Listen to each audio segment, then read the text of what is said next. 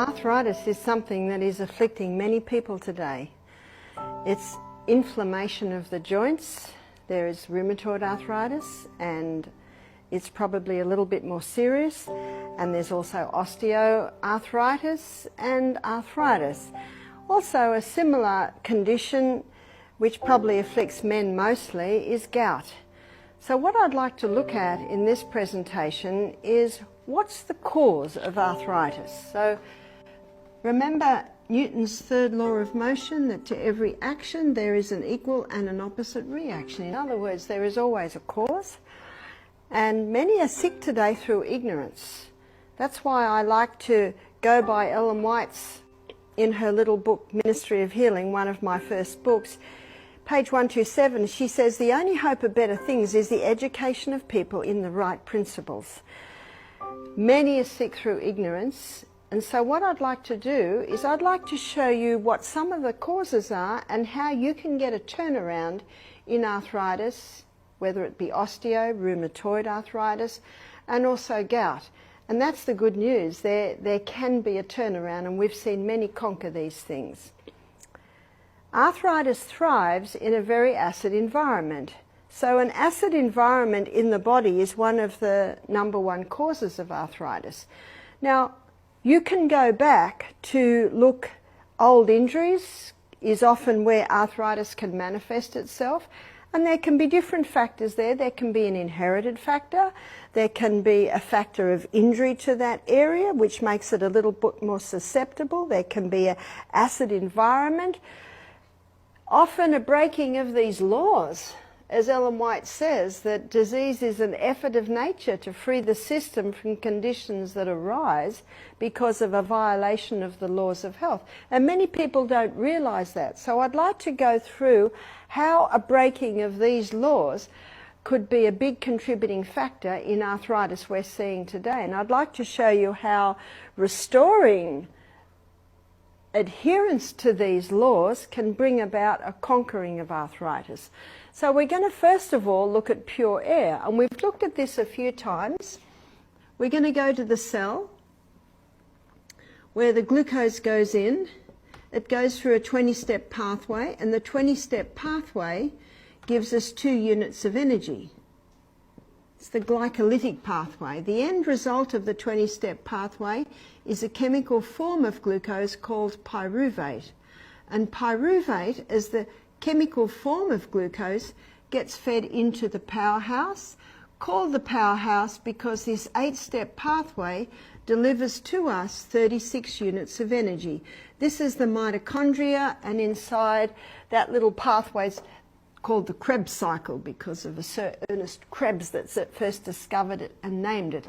Now the difference is oxygen. This is an anaerobic pathway because it does not use oxygen. It uses the process of fermentation to produce energy. This 8-step pathway is called an aerobic pathway because it uses oxygen to produce energy. When every single cell in the body has enough oxygen to be giving that much energy, and we have 100 trillion cells in our body, and even though I've drawn that as if there's one pathway per cell, that is actually not true. Especially in muscle cells, you can have even hundreds of little mitochondria. So just look at the potential of energy in a body that has a well oxygenated body. Oxygen is vital for the healing of the body, and oxygen is an alkaline substance. So the alkaline, let's make a list of alkaline substances, is oxygen. Arthritis thrives in an acid environment, so just that one simple step to begin with, oxygenating the body, can make a difference with arthritis and gout and any form of arthritis. And the most powerful way to oxygenate the body is exercise. So let's go straight over to the 5th law, because that's intimately connected with oxygen. Yes, you will ensure more oxygen's going in when you sleep with your windows open, when you have a bedroom. You see, we spend a third of our life in that room, so it's absolutely vital that you ensure that you've got fresh air in that bedroom. But exercise increases in a dramatic way the amount of oxygen going into your body. Right now, while you're sitting watching this presentation, you're breathing in 500 ml of air and you're breathing out 500 ml of waste.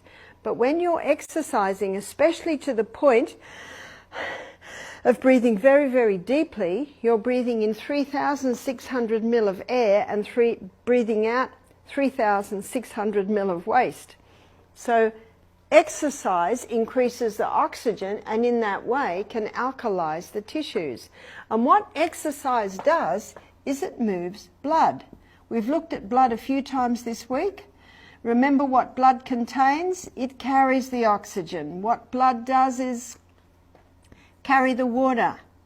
What blood also does is carry the nutrients.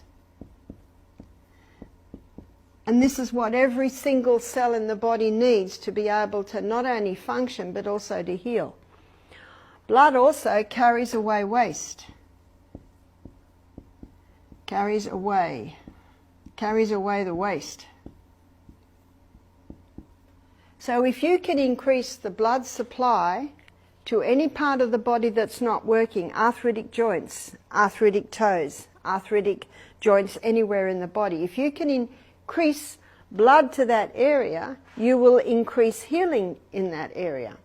And water is an alkalizer. We're going to look at foods in a minute. We're going to look at the foods that have an alkalizing effect and the foods that have an acid effect.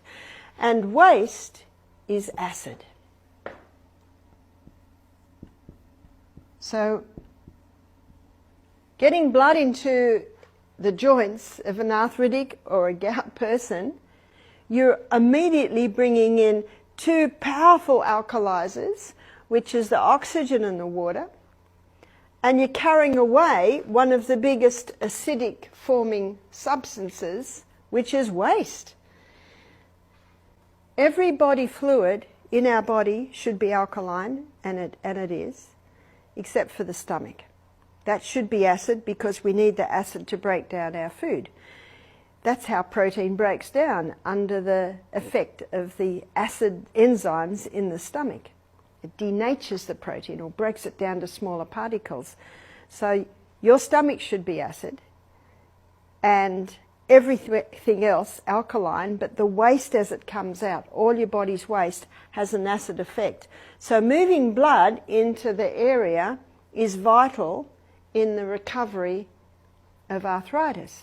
And the person might say, "You don't understand, Barbara, my body, I'm in so much pain, my body can't move." Well, you've got to find out how to make it move. And one of the easiest types of exercise for someone who has stiff, painful joints is swimming. What swimming does is it's weightless, so that can be good, and you can start moving the body in the pool. And if you can't swim, you can get a kickboard or you can stay near the edge, but you've just got to move that body. That body must move. Another non-jarring exercise is the rebounder, and you can start with the rebounder. Just this, what I'm doing right now is called the health bounce, and you can do that on the rebounder. And on the rebounder you've got a springing action, you've got a shock absorber action in that mat, and as you master the art of the health bounce, then more and more you can start jumping a little bit more. Another low impact exercise, because with painful joints you don't want impact. Another very low impact exercise is the exercise bike. Especially good for people who are they don't balance very well. But what the rebounder does, so we'll look at the rebounder here. The rebounder, it stimulates your lymphatic system. And your lymphatic system stimulates the removal of waste from the body. The lymphatic system is your internal vacuum cleaner. And part of a proper functioning body is eliminating the waste. Isn't that part of a proper functioning house? You eliminate your waste every day. You've got to get that waste out of the house. Well, that's what your lymphatic system does.